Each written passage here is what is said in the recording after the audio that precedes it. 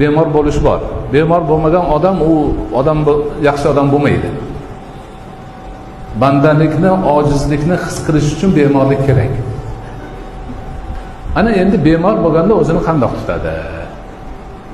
Boshqa xalqlarda, boshqa dinlarda haligi aytganimdek bemorlik Allohning nima? G'azabi, qahri deb tushuniladi. Bemor bo'lgandan odamlar nafrat qilib qochadi. Yaqiniga borsak bizga ham bir balosi urib qoladi deydi. Bizda-chi yo'q. Bemorlik Allohning rahmati. Gunohlarni kafforati.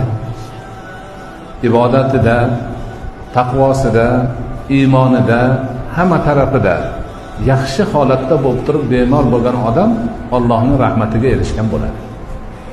Betafriq bo'lsa, nobakor bo'lsa, kufrda yurgan bo'lsa, isyonda yurgan bo'lsa, bemor bo'lsa, unga ogohlantirish bo'ladi. Sen bunaqa yura olmaysan, mana bemor bo'lding, kecha yuruvding, bugun yura olmay qolding. Seni yaratgan Xoliqingni tanigin, ibodatiga yurgin degan ogohlantirish bo'ladi.